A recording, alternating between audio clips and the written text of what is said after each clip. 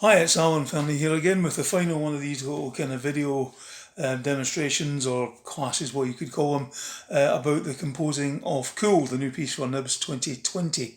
As I say, this is going to be the final one, and we'll just go through the whole thought process, what we've been talking about this last few weeks. First of all, lucky enough to get the commission to write the piece, bearing in mind what kind of piece they wanted, a short starter, the circumstances of what we're doing, being one of these lockdown knitted together pieces, so nothing too complex.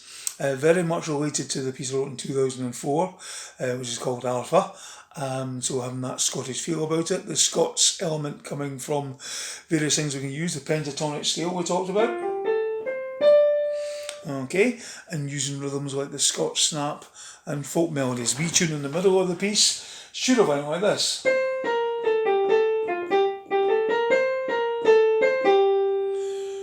But instead I've done this.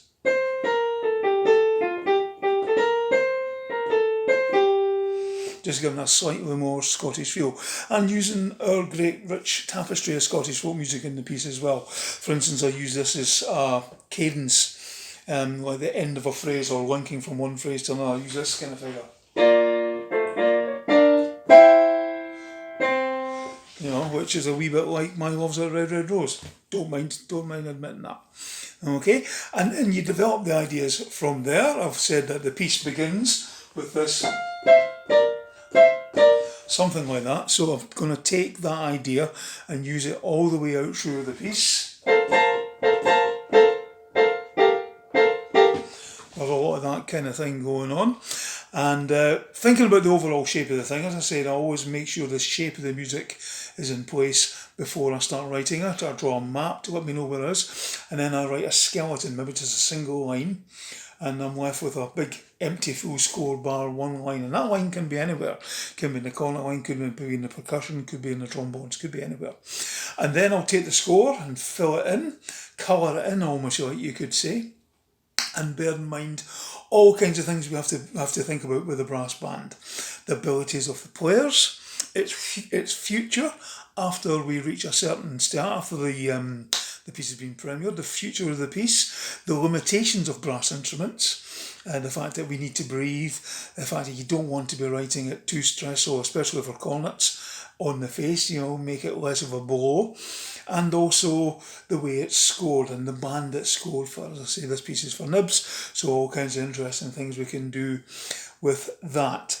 And that's a terribly exciting process for me, because I never know exactly, although I know how the piece is going to be constructed. Sometimes I'll come up with a new idea when I'm actually constructing the piece and filling things in, and things will happen. And the case has been for this as well. It's been a really interesting process.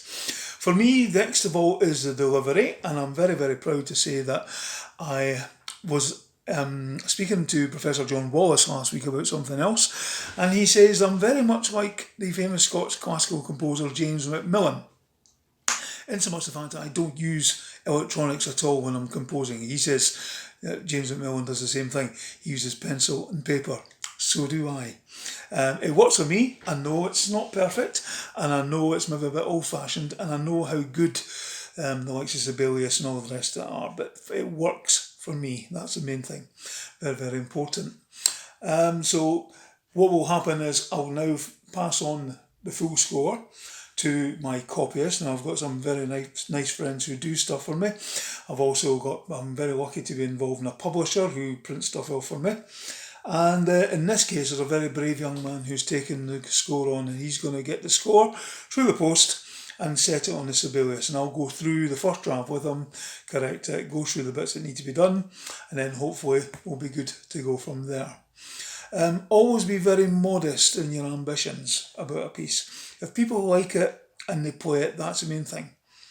And it's a really funny thing, because there's no predicting how it's going to be. You might think that you've written the best piece, and I know I've done this. I think I've written a fantastic piece, and I've went and had it played, and people have went, it's nice, and then never played it again.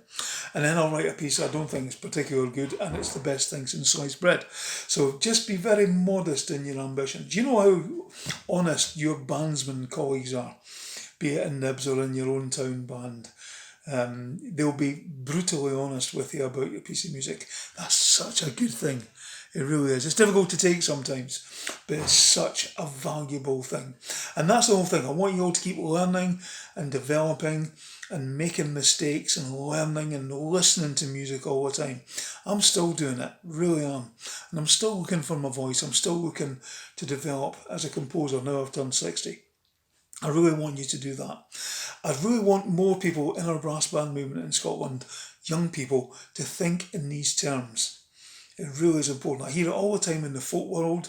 I hear it in the jazz world. I don't hear it in the brass band world. And we've got to start doing that. It's a brilliant, brilliant thing. It really is. And if you do want to develop in that case, in that field, I'll be here for you and I'll listen and I'll advise the best I can. It's been fun. Thank you for listening to me.